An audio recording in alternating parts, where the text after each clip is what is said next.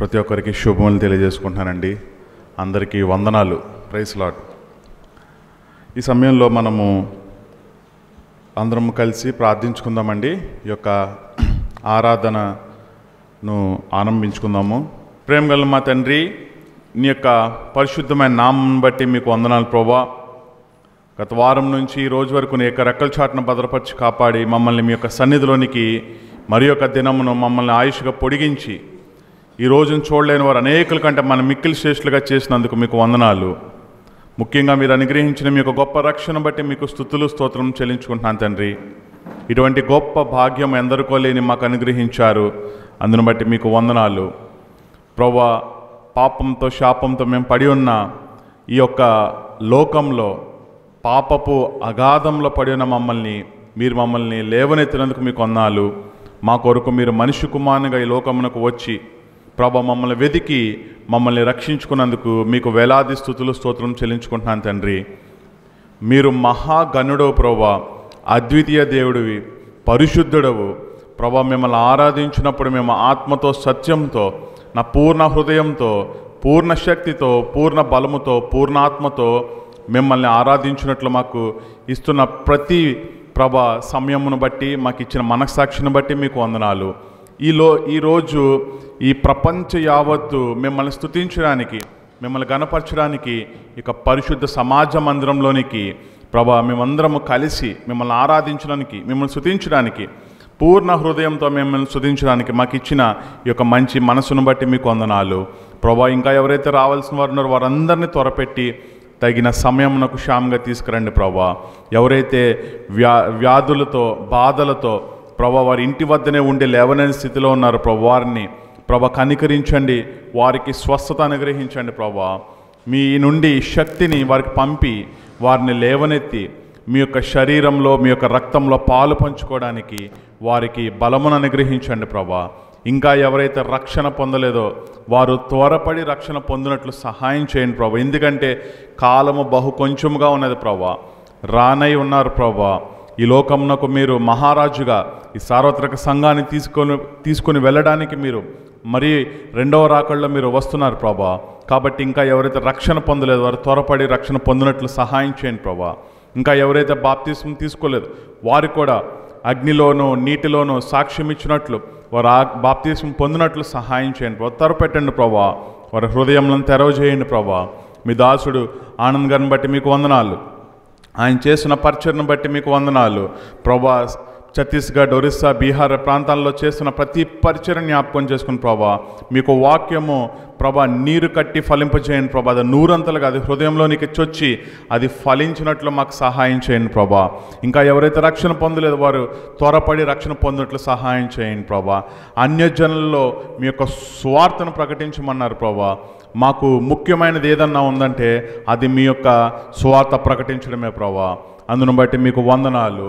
ఈ సమయంలో పాటలు పాడే సమయంలో వాక్య ధ్యానంలో ఆరాధనలో బలవర్తమానంలో మీకు శరీర రక్తంలో పాలు పంచుకునే బల్లలో మాకు ఇచ్చిన మనస్సాక్షిని బట్టి స్తుతులు స్తోత్రం చెల్లించుకుంటూ మరొకసారి మీరు అనుగ్రహించిన మీకు గొప్ప రక్షణ చేతపట్టుకుని నా ప్రభువును నా రక్షకునైన ప్రభువైన యేసుక్రీస్తు వారి అతి పరిశుద్ధమైన నామంలో స్తుతించి ప్రార్థించి అడిగి వేడుకుంటున్నాను తండ్రి, ఆమేన్.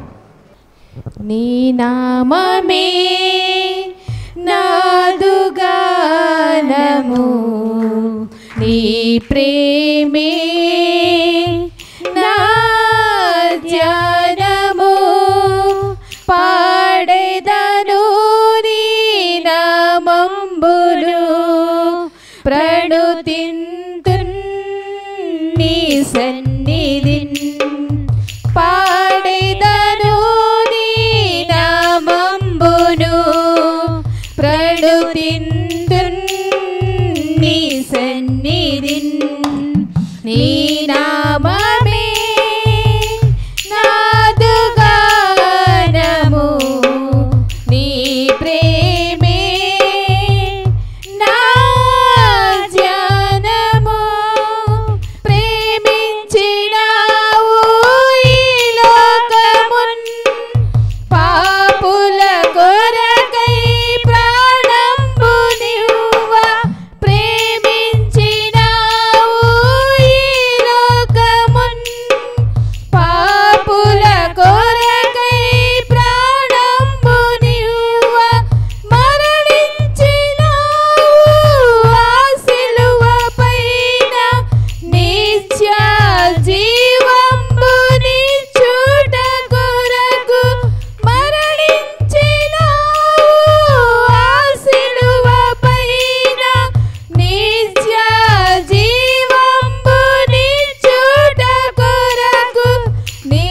నిత్య జీవంబుని చూట కొరకు నీ నామమే నాదు గానము నీ ప్రేమే నా ధ్యానము చీకటిలోనున్న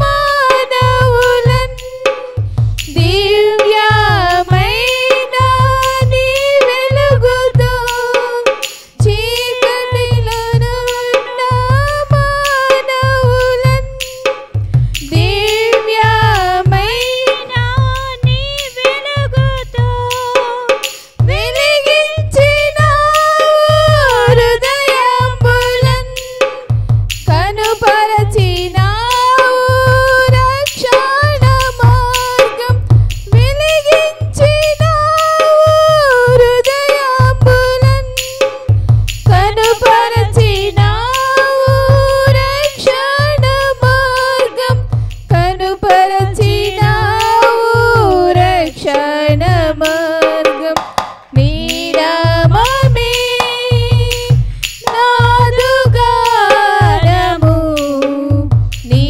ప్రేమే నా ధ్యానము చూపించినావు నీ కృపను కరుణించినావు ఈ దీనుని చూపించినావు నీ కృపను కరుణించినావు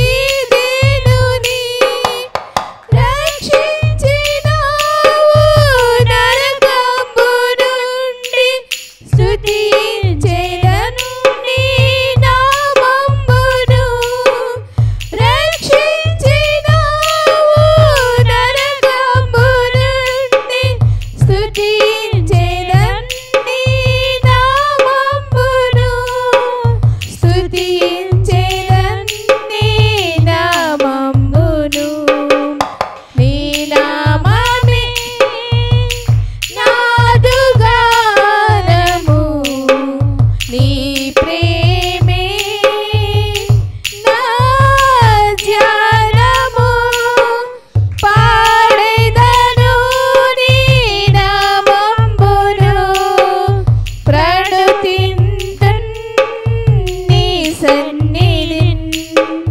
పాడెదను నీ నామమును ప్రణుతింతున్ నీ సన్నిధిన్ నీ నామమే నాదు గానము నీ ప్రేమే నా ధ్యానము. మన యొక్క జీవితంలో మనకిచ్చిన ఈ యొక్క కొద్ది ఆయుష్, కొద్ది సంవత్సరములు, కొద్ది దినములు మనకి దేనికి దేవుడు ఇచ్చాడంటే, నీవు నేను యేసుక్రీస్తు ప్రభు ద్వారా ఎటువంటి ప్రేమను పొందామో అటువంటి ప్రేమ ఇతరులకి పంచాలి. నీవు నేను దేవుని యొద్ద నుండి ఎటువంటి సమాధానం కలిగి ఉన్నామో అటువంటి సమాధానము ఇతరుల పట్ల, మన పట్ల మనము కలిగి ఉండాలి. అండ్ ఇంపార్టెంట్ ఏంటంటే ఆయన యొక్క రక్షణ సువార్తను ప్రకటించాలి. మన వాక్యం చూసుకుందామండి. మత్తయి సువార్త 28వ అధ్యాయము 18వ వచనం. యేసు వారి యొద్దకు వచ్చి, పరలోకమందును భూమి మీదను నాకు సర్వాధికారము ఇయ్యబడి ఉన్నది, కాబట్టి మీరు వెళ్ళి, మనల్ని అది చెప్పేది యేసుక్రీస్తు ప్రభువారు. ఆ యొక్క చెప్పే వాక్యము ఎవరికంటే మనందరికీ అది. కాబట్టి మీరు వెళ్ళి నెక్స్ట్ సమస్త జనులను శిష్యులనుగా చేయుడి, తండ్రి యొక్కయు కుమారుని యొక్కయు పరిశుద్ధాత్మ యొక్కయు నామంలోనికి వారికి బాప్తిస్మిచ్చుచు నేను మీకు ఏ ఏ సంగతులను ఆజ్ఞాపించుతునో వాటన్నిటిని గైకొనవలని వారికి బోధించుడి. ఇదిగో నేను యుగ సమాప్తి వరకు సదాకాలము మీతో కూడా ఉన్నానని వారితో చెప్పాను. మనకి ఈ లోకంలో మనకి ఏదన్నా చేయాల్సిన పని దేవుడు మనకి ఏమి ఇచ్చాడంటే, మనం ఎటువంటి రక్షణ కలిగి ఉన్నామో, దేవుడు మనకి ఎటువంటి రక్షణ ఇచ్చాడో ఆ యొక్క రక్షణ ఇతరులకు మనము చెప్పాలి. ఏ జాబ్ అయినప్పటికీ, కాలేజ్ చదువుతున్నప్పటికీ, స్కూలింగ్లో ఉన్నప్పటికీ, ఎక్కడ ఉన్నప్పటికీ మనం చేయాల్సింది ఏంటంటే ఇతరులకు దేవుని యొక్క గొప్ప రక్షణ గురించి మనం చెప్పాలి. ఈ యొక్క రక్షణ గురించి ఎలా చెప్తాము, ఎక్కడ చెప్తాము, అసలు రక్షణ అంటే ఏంటి, రక్షణ ఎలా పొందాలి, ఎవరి దగ్గర నుంచి రక్షణ వస్తుంది అనేది మనము చూస్తే రోమీయులకు రాసిన పత్రిక 10వ అధ్యాయము 9వ వచనము, అదేమనగా యేసు ప్రభు అని నీ నోటితో ఒప్పుకొని దేవుడు మృతులలో నుండి ఆయనను లేపనని నీ హృదయమందు విశ్వసించిన ఎడల నీవు రక్షించబడతావు. నీ నోటితో ఒప్పుకోవాలి. యేసుక్రీస్తు ప్రభువారు మనం చేసిన పాపం బట్టి ఆయన ఈ లోకమునకు వచ్చి నీ యొక్క పాపం ఆయన మీద వేసుకుని ఆయన మన కొరకు చనిపోయాడు. ఒప్పుకుంటే నువ్వు రక్షించబడతావు. అయితే 5వ అధ్యాయంలో అసలు పాపం ఎలాగ వచ్చింది, 12వ వచనము, రోమీయులకు రాసిన పత్రిక 5వ అధ్యాయము 12వ వచనం, ఇట్లుండగా ఒక మనుష్యుని ద్వారా పాపము ద్వారా మరణమును లోకములో ఎలాగూ ప్రవేశించెనో అలాగుననే మనుషులందరూ పాపం చేసినందున మరణము అందరికీ సంప్రాప్తమాయెను. ఒక్క మనుష్యుని అంటే ఎవరండి? ఆ మనిషి ఎవరు? ఆదాం ద్వారా మనమందరము జన్మించాం. కాబట్టి ఆ యొక్క పాపము, నేనేం తప్పు చేశాను, చిన్నప్పటి నుండి నేనేం తప్పు చేశాను, నాకెందుకు పాపము అని మనం అనుకుంటాం. కానీ దేవుడు ఆదాముని అవ్వను సృజించిన తర్వాత అక్కడి నుంచే జనాంగం అనేది స్టార్ట్ అయ్యింది. అక్కడి నుంచే నీవు నేను కూడా జన్మించాం. మనం పాపంలోనే పుట్టాము, పాపంలోనే పెరిగాము. అయితే మనము పాపము నుండి విడిపింపబడి నిత్య జీవం పొందాలంటే ఒకే ఒక మార్గము, అదేంటంటే యేసుక్రీస్తు ప్రభువుని నోటితో ఒప్పుకుంటే నీవు రక్షించబడతావు. కాబట్టి రక్షణకు బాప్తిస్మానికి చాలా డిఫరెన్స్ ఉంది. బాప్తిస్మం అంటే దేవునిలోనికి ఐక్యపరచబడుట. ఇప్పటివరకు మనం సెపరేట్ అయి ఉన్నాము, లోకంలో ఉన్నాము, అది దేవునితో ఐక్యపరచబడతాం. అది బాప్తిస్మం, నీటిలోని అగ్నిలోని ఇచ్చే సాక్ష్యము. రక్షణ అది యేసుక్రీస్తు ప్రభు ద్వారానే తప్ప ఇంకా ఏ ద్వారానో మనకు కలగదు. అయితే దేవుడిచ్చిన కమాండ్మెంట్స్ని చేయాలి. దేవుడిచ్చిన 10 ఆజ్ఞలు అన్నీ గైకొంటే నీవు నిత్య జీవానికి వారసుడవుతావు. ఒక్క ఆజ్ఞ విషయంలో తప్పిన ఎడల 100% తప్పినట్టే అంటున్నాడు దేవుడు. ఇప్పుడు ఏదన్నా స్కూల్లో కానీ కాలేజ్లో కానీ 100/99 వస్తే ఫస్ట్ క్లాస్, A1, A+. కానీ ధర్మశాస్త్ర ప్రకారము 99.99% వచ్చి 1% ఎక్కడ తప్పినా 0 అని దేవుడు చెప్తున్నాడు. ధర్మశాస్త్రం చెప్తుంది, అది 10 ఆజ్ఞలు చెప్తుంది. అది ఒక్క ఆజ్ఞ విషయంలో తప్పిపోయినా నీవు నరకానికే. ఆ టైంలో ఇశ్రాయేలీయులు యూదులు ఏం చేశారంటే, ప్రభువా నేను చెప్పు, వాళ్ళకున్న ఆ యొక్క రోషంను బట్టి దేవుడు కూడా తెలుసు వీళ్ళు 10 ఆజ్ఞలు చేయలేరని, ఈ ఆజ్ఞలన్నీ గైకొనలేరని. అయితే ఏం చేయమంటావు అని దేవుని అడిగితే, శపించు ప్రభువా అని అంటారు వాళ్ళు. ఎంత అంధకారంలో ఉన్నారంటే, ఆయన చేయలేమా, అయితే శపించే. కానీ యేసుక్రీస్తు ప్రభువారు ఆయన తన సొంత కుమారుని నీ కొరకు నా కొరకు ఈ లోకమునకు పంపించి, నీవు చేసిన పాపము, నేను చేసిన పాపము అది ఆయన మీద తీసుకుని, ఆయన నీతిమంతుడు, ఆయన ఏ దుర్నీతి చేయనివాడు, ఆయన నీతి మన మీద పెట్టినప్పుడు మనకు రక్షణ కలుగుతుంది. అది ఎలాగంటే యేసుక్రీస్తు ప్రభువుని నోటితో ఒప్పుకుంటే నీవు రక్షించబడదువు. ఇక వాక్యం దేవుడు దీవించును గాక. సకల చరాచర సంతోషమా స్తోత్రము చేసి స్తుతించెదము సంతసముగా నిన్ను పొగడెదము స్తోత్రము చేసి స్తుతించెదము సంతసముగా నిన్ను పొగడెదము హల్లెలూయా హల్లెలూయా హల్లెలూయా హల్లెలూయా హల్లెలూయా అని పాడెదము ఆనందముతో సాగెదను హల్లెలూయా అని పాడెదము ఆనందముతో సాగెదను ప్రేమించి నన్ను వెదకితివి ప్రీతితో నన్ను రక్షించితివి ప్రేమించి నన్ను వెదకితివి ప్రీతితో నన్ను రక్షించితివి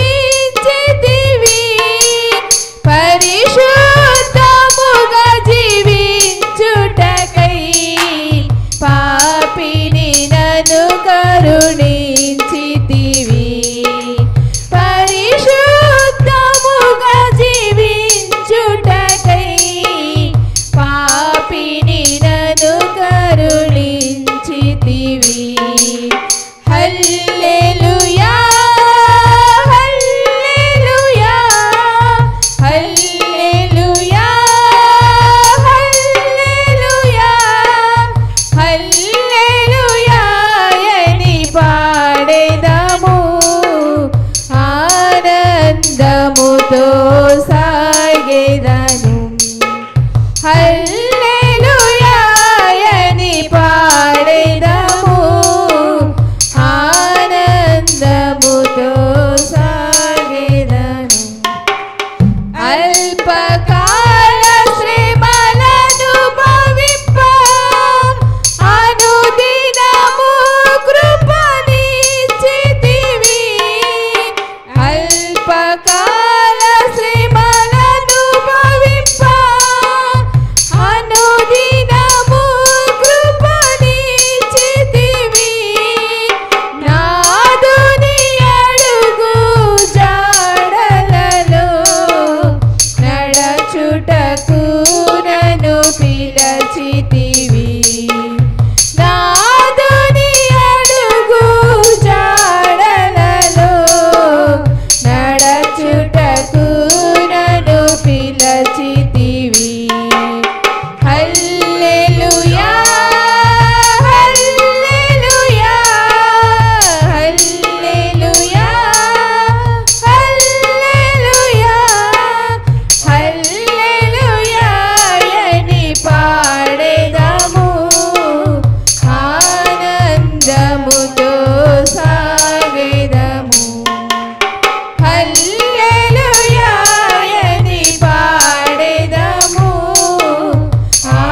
ఆనందముతో సాగెదము మరణ శరీరము మార్పు నుండి మహిమ శరీరము పొందుటకై మరణ శరీరము మార్పు నుండి మహిమ శరీరము పొందుటకై మహిమాత్మతో నన్ను నింపితివి మరణ భయములను తీర్చితివి మహిమాత్మతో నన్ను నింపితివి మరణ భయములను తీర్చితివి హల్లెలూయా హల్లెలూయా హల్లెలూయా హల్లెలూయా హల్లెలూయా అని పాడెదము ఆనందముతో సాగెదము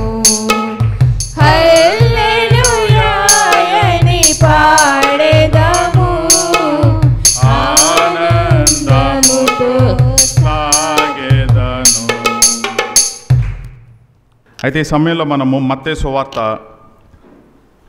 7వ అధ్యాయము, ఇక్కడ మనం చూస్తే ఈ యొక్క లోకంలో 2 మార్గములు ఉన్నాయి మనకి. అదేంటంటే ఒకటి మంచి మార్గము, రెండవది చెడు మార్గము. అలాగే ధర్మశాస్త్రము దేవుడిచ్చిన ఈ యొక్క పరిశుద్ధ గ్రంథంలో కూడా 2 మార్గాలు ఉన్నాయి. అదేంటంటే ఒకటి ఇరుకు మార్గము, ఇంకొకటి విశాల మార్గము. అయితే విశాల మార్గము మనందరికీ తెలుసు. అదేంటంటే చాలా విశాలంగా ఉంటుంది, ఒక ఎక్స్ప్రెస్ హైవే లాగా ఉంటుంది.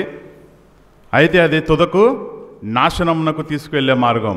అయితే ఇరుకు మార్గము అసలు ఎలాగా అనేది ఇప్పుడు మనం చూద్దామండి. అసలు ఇరుకు మార్గం అంటే ఏంటి? ఇరుకు మార్గం అంటే ఏంటి? అందరూ ఏమనుకుంటున్నారంటే ఇరుకు మార్గం అంటే చాలా కష్టాలు, చాలా దుఃఖము, నిట్టూర్పు, ఆయాస, ప్రయాస అని అనుకుంటున్నారు. అసలు పరిశుద్ధ గ్రంథం లేఖనం ఏం చెప్తుందంటే ఇరుకు మార్గము కనుక్కోవడమే కష్టం అంటున్నాడు.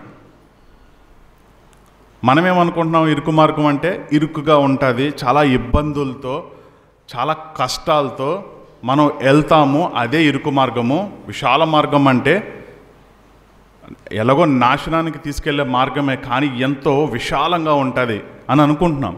కానీ లేఖనం ఏం చెప్తుందంటే మత్తయి సువార్త 7వ అధ్యాయము 13-14 వచనములు కలిసి ఉన్నాయి, చదువుకుందామండి జ్ఞానపూర్వకంగా. ఇరుకు ద్వారమున ప్రవేశించుడి, నాశనమునకు పోవు ద్వారము వెడల్పును, ఆ దారి విశాలమునై ఉన్నది, దాని ద్వారా ప్రవేశించువారు అనేకులు. జీవమునకు పోవు ద్వారము ఇరుకును, ఆ దారి సంకుచితమునై ఉన్నది, దాని కనుగొనువారు కొందరే. అసలు ఇరుకు మార్గము కనుక్కోవడమే కష్టం, ఇంకా నడవడం కాదు. దాంట్లో ఆ మార్గం ఉంది, ఎక్కడుంది ఆ మార్గం అని కనుక్కోవడమే కష్టం అంటున్నాడు దేవుడు. దాని ద్వారా కనుగొనువారు కొందరే. అయితే మనమేమనుకుంటున్నామంటే, చాలామంది ఏమనుకుంటున్నారంటే నేనున్నది ఇరుకు మార్గంలో అనుకుంటున్నారు. అయితే ఇరుకు మార్గంలో కొన్ని నియమాలు ఉన్నాయి, కొన్ని పద్ధతులు ఉన్నాయి. సార్వత్రిక సంఘంలో ఆరాధనలు చెల్లించాలి, అపోస్తుల బోధ, సహవాసము, రొట్టె విరుచుట, ప్రార్థనల యందు ఎడతెగగా నిలిచి ఉండాలి. ఇవన్నీ కలిసి ఉన్నదే ఇరుకు మార్గము. కాకపోతే మనం ఏమనుకుంటున్నామంటే నేను చేసేది రైట్, నేను రక్షణ పొందాను, ఆయన యందు విశ్వాసం ఉంచి ఆయన యొక్క కృపచేతనే మనం రక్షించబడుతున్నాం. మనమైతే చేయలేము. మనం చెయ్యాలంటే దేవుడు చెప్పినట్టు ఆజ్ఞలన్నీ గైకొని నిత్య జీవం తీసుకోవాలి. మనం ఆజ్ఞలన్నీ పాటించలేం. ఈవెన్ రక్షణ పొంది కూడా మనం కొన్నిసార్లు తప్పిపోతూ ఉంటాము. మనం కొన్నిసార్లు తప్పిపోతూ ఉంటాము. అయినప్పటికీ దేవుణ్ణి క్షమించమని కోరుకుంటాం.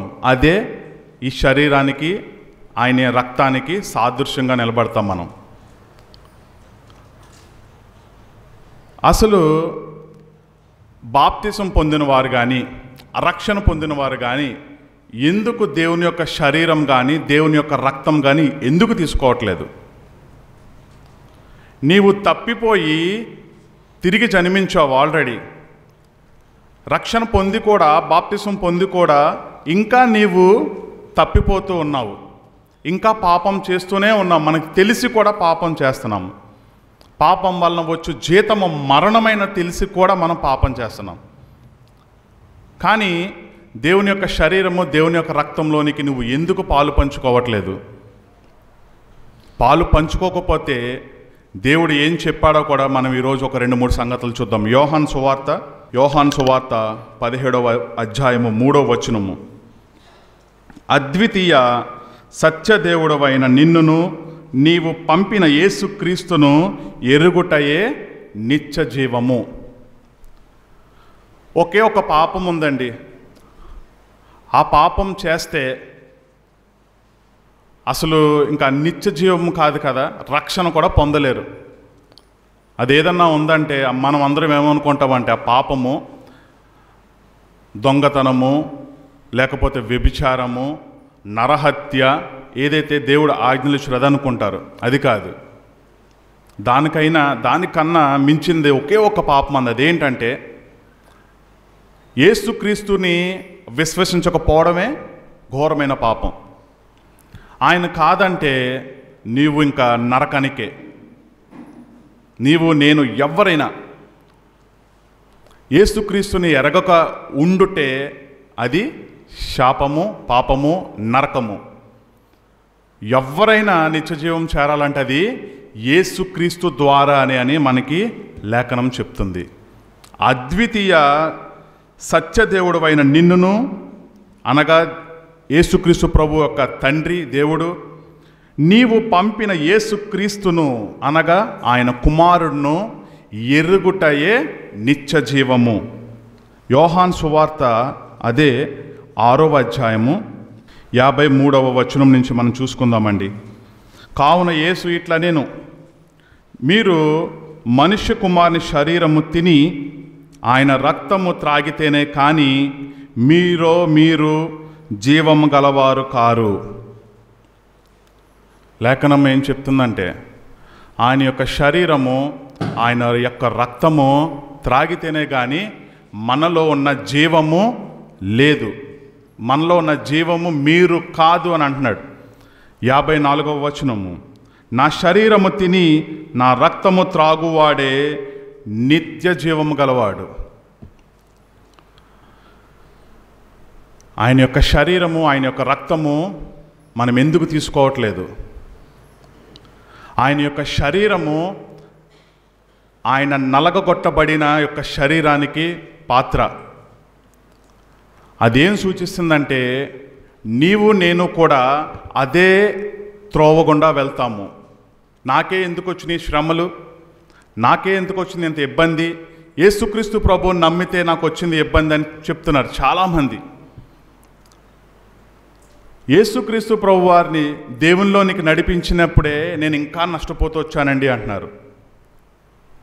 సరే, యేసుక్రీస్తు ప్రభు నిజంగానే నమ్ముకున్నావు, నిజంగానే కష్టంలో ఉన్నావు. అయితే ఆయన అనుభవించిన కష్టంతో నీ కష్టము సరితూగుతుందా? ఆయన మీద ఉమ్ము వేశారు, దుర్భాషలాడారు, కాళ్లతో తన్నారు, ముండ్ల కిరీటం పెట్టారు, కొరడాలతో దెబ్బలు కొట్టారు. ఆయన ఒంటిలో ఉన్న రక్తమంతా పోయి ఆఖరికి ఆయన యొక్క పొడిస్తే అక్కడ నీరు వచ్చింది. ఆ శ్రమతో మన శ్రమ ఎన్న తగిందా? ఎన్న తగినది కాదు. ఆయన కొరకు మనం ఇంత శ్రమ పడలేమా? అవును, నష్టమే వచ్చింది. అయినప్పటికీ దేవుడు నీకు నిత్య జీవం ఇస్తున్నాడు. 1 పేతురు 1వ అధ్యాయంలో 3వ వచనంలో ఉంటుంది, మన ప్రభువైన యేసుక్రీస్తు స్తుతింపబడును గాక, ఆయన నీకు మహిమయు అక్షయతయు నిర్మలమైనటువంటి గొప్ప శ్వాసం దేవుడు మనకు అనుగ్రహిస్తున్నాడు. ఆయన కొరకు నువ్వు ఆయన శరీరాన్ని తీసుకుని ఆయన కొరకు నువ్వు నలగొట్టబడలేవా? ఒక్క శ్రమ తీసుకోలేవా? ఆయన యొక్క రక్తము అనగా ద్రాక్షరసం సూచిస్తుంది. ఆ యొక్క రక్తం ద్వారా నీ పాపము నా పాపంలను ఆయన కడిగివేశాడు, ఆయన తుడిచాడు మనకి. అందుకే ఆయన యొక్క శరీరము, ఆయన రక్తము మనకి సాదృశ్యంగా ఉంది. మనం చేసిన తప్పిదమ్ములు మనం ఒప్పుకొని వాటిని విడిచిపెట్టి ఈ యొక్క శరీరము, ఈ యొక్క రక్తము ఆయనకి సాదృశ్యంగా, మనకి సాదృశ్యంగా ఉన్నందుకు మనం తీసుకోవాలి. ఎవరైతే రక్షణ పొందారో, ఎవరైతే బాప్తిసం పొందారో వారు ఖచ్చితంగా నా శరీరమును నా రక్తమును త్రాగువాడే నిత్య జీవం గలవాడు, అంత్యదినమున నేను వాణ్ణి లేపుదును, నా శరీరము నిజమైన ఆహారము, నా రక్తము నిజమైన పానమునై ఉన్నది. నా శరీరము తిని నా రక్తము త్రాగువాడు నా యందును, నేను వాని యందును నిలిచియుందును. ఆయన నీతో నాతో కూడా సహవాసం చేస్తాడు. దేవుడు నీతో నాతో మాట్లాడట్లేదని మనము అనడానికి సరిపోము. దేవుడు తప్పక మాట్లాడతాడు. అది ఎప్పుడు మాట్లాడతాడంటే ఆయన యొక్క వాక్యము చదివినప్పుడు. దివారాత్రములు ధ్యానించేవాడు ధన్యుడు. ఆయన యొక్క వాక్యం ద్వారా నీతో మాట్లాడతాడు. ప్రార్థన చేసుకున్నప్పుడు నీతో మాట్లాడతాడు. ఈ యొక్కది పరిశుద్ధ గ్రంథము. దీని పేరేంటంటే పరిశుద్ధ గ్రంథము. యోహాను సువార్త 1వ అధ్యాయంలో ఉంటుంది. ఏంటండి అది? ఆది యందు వాక్యము ఉండెను, వాక్యము దేవుని యొద్ద ఉండెను, ఆ వాక్యము దేవుడై ఉండెను. నీవు ఈ యొక్క పరిశుద్ధ గ్రంథమును పట్టుకుంటే ఆయనతో సహవాసం చేస్తున్నావు అని అర్థం. ఆయన చేయిని పట్టుకున్నట్టే ఈ యొక్క వాక్యము. ఎంతమంది ప్రతి దినము వాక్యం చదువుతున్నారు? ఎంతమంది ప్రతి దినము ప్రార్థన చేసుకుంటున్నారు? ఉదయము, మధ్యాహ్నము, సాయంత్రం, లేదా మీకు దొరికిన ఫ్రీ టైంలో ఎంతమంది దేవునితో సహవాసం చేస్తున్నారు?